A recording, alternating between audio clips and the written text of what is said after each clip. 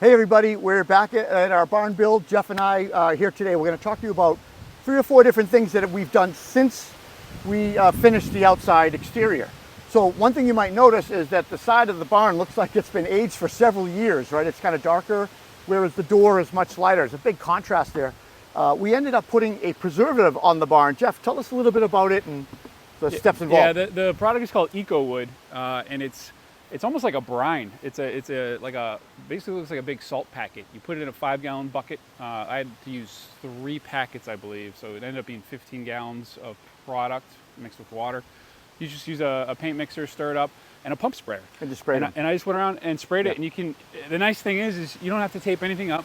If you get on the windows, get on anything, it rinses right off. How long did it take to get to this patina? Within about a half an hour, it got probably about, I don't know, 80% of where it is now. No shit. Over the last couple of weeks, every time it gets wet and dries and the sun hits it, it gets a little bit more of a patina, but I think we'll probably run a time lapse now. You'll see just as we're moving along. It's not instantaneous. You spray it on, but when you come back after a couple minutes, you can come back and find any spots. But it's a really, really neat product. I'm pretty happy with it overall. And then we used that wax product on the end grain, and we talked about, I think on a previous video, how we sealed all the end grain, because obviously that's just going to suck up moisture. I came through with a track saw after, mounted it and got a flush cut on the bottom here, and then I went back after that and put anchor seal on the bottom to really preserve the end grain on the bottom, because that's on a barn, that's what's going to be wicking up all the moisture. So here and here as well. So that's the siding. The barn is done on the outside. We then moved on to the doors. So it has 3 different entries, right? There's a main big barn door, there's a small man door, and then there's this double French door for whatever reason. Let's talk about how we did this. So the kit itself comes with a traditional board and batten doors.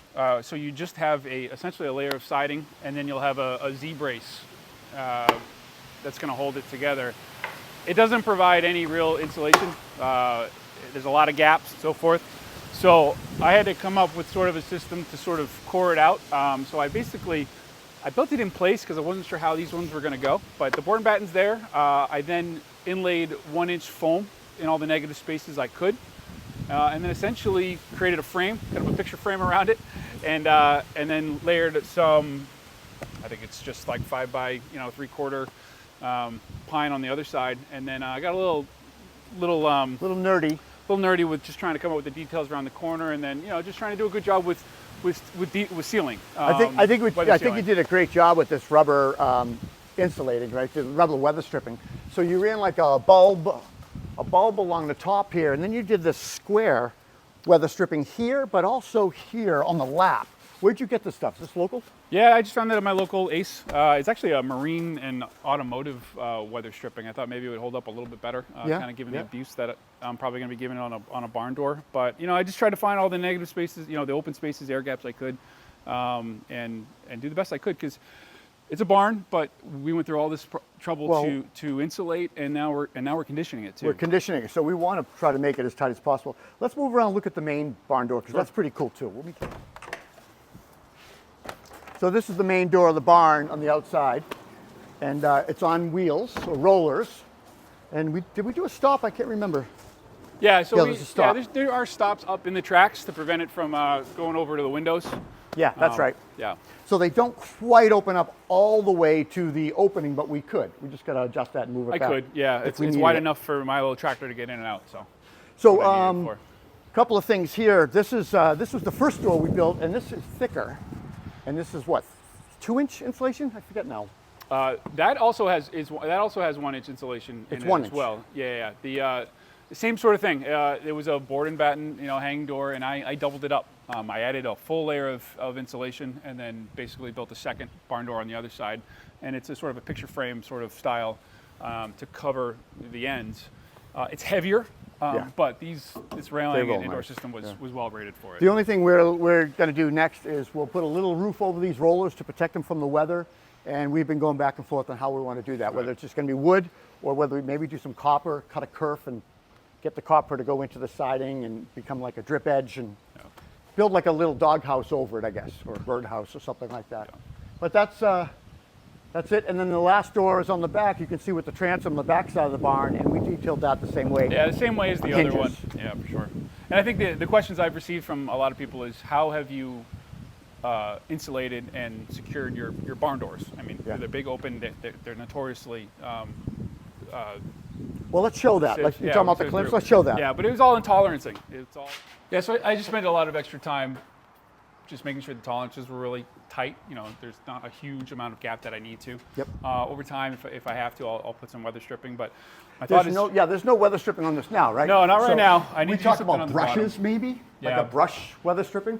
But right now, I'm using these latches to really just sort of hold the door tight. And So secure. 3 latches. Yeah, 3 latches, one on each side, which will kind of hug the door to the actual barn. So Kind of once close I that gap. gotta I bring it noticed over when a I little bit. latched it, it pulled the entire door in tight, Yeah, which is really and then the nice. second one to And bring the then doors together. Would we want one here maybe eventually, or no? Or Right now, it's pretty tight there. of the I'll wheels? see how it is, and then there'll be a traditional barn door brush on the bottom for the gap. And I think it's mostly to keep out rodents and Oh yeah, pests. yeah. But really. also draft, because right now this is probably the weakest link in the barn as far as the draft. Sure. And it's October, November, so we're not noticing it, but I think we'll notice it in January, February. Yeah. So that's where the brush will come in, right? Absolutely.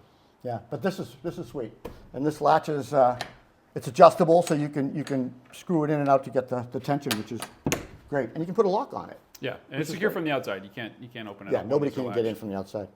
Awesome. Let's move on. I think what we should do next is let's talk a little bit about the electricity and how we thought that through, because down here is going to be a workshop. So let's move on to that. So we're on the in the corner of the barn, which I call the utility section of the barn.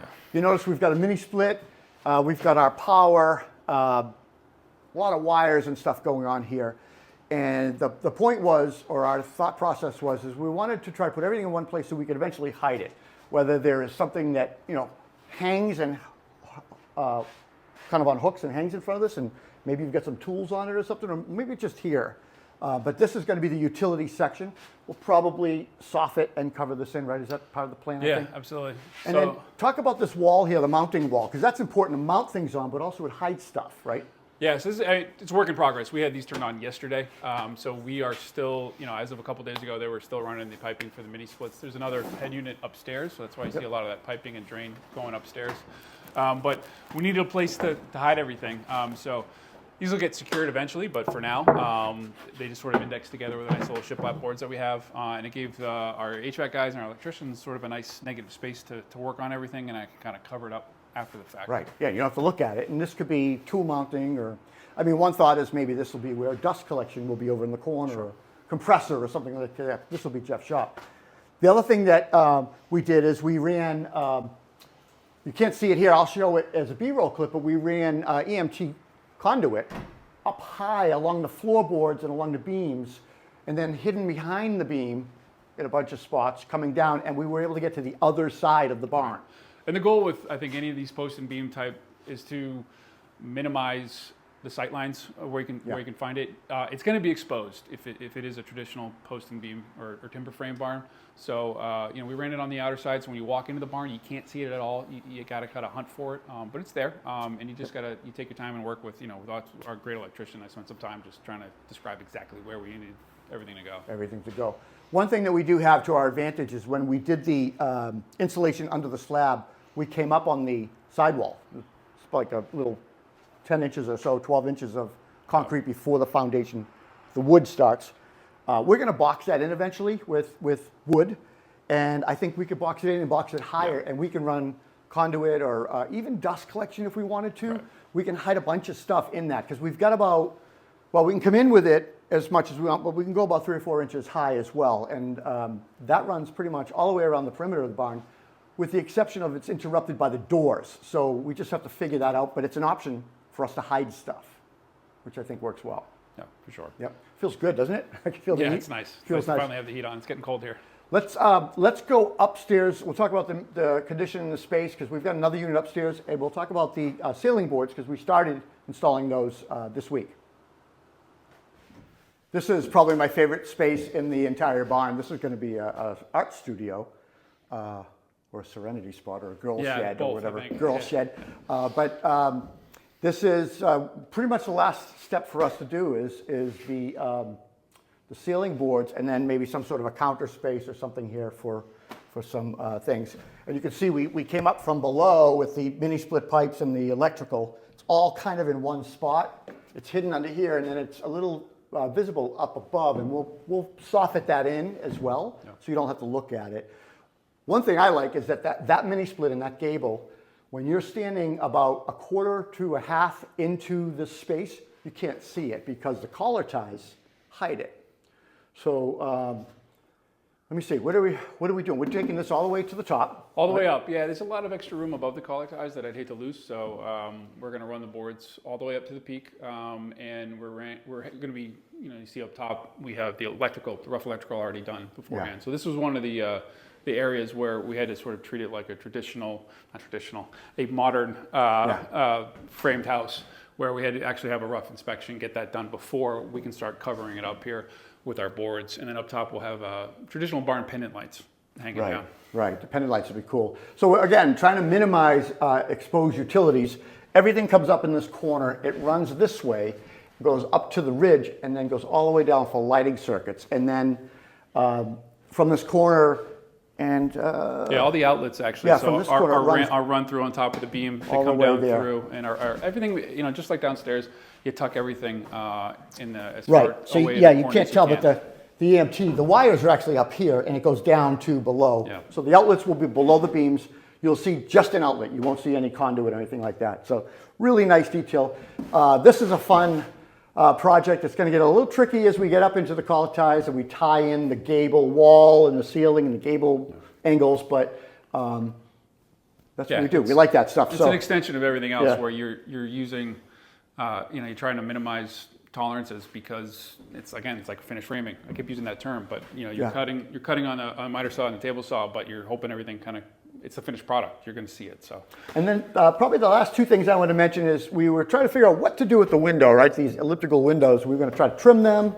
We ended up these were Anderson 400s. We ended up buying the extension jamb for it, and we're going to fit it in such a way that the actual extension jamb becomes the trim and kind of follows this curve. We'll have to, do a little bit of scribing and sanding to make it work. I think it's going to look sweet. We can cover that on maybe the finished video, the final video we do. Yeah. The other two things are, and we've been batting this around, is during construction everything kind of gets a little dirty, and the hoses rub on things. Yeah. So we'll probably have to go through and kind of do a final sanding, and we got to figure out, are we going to buff this floor and coat it? We're going to leave it, and what are we going to do about the collar ties? Are we going to sand them or maybe skin them with roughs on? Not sure, right? Yeah. What do you think? I think we'll probably do some type of treatment on it. I've seen some stain, but everything it's very bright. It's all white pine, so you just be careful with the contrast. Or look at what we did on the outside. Yeah, I think the pine and the collar ties definitely are.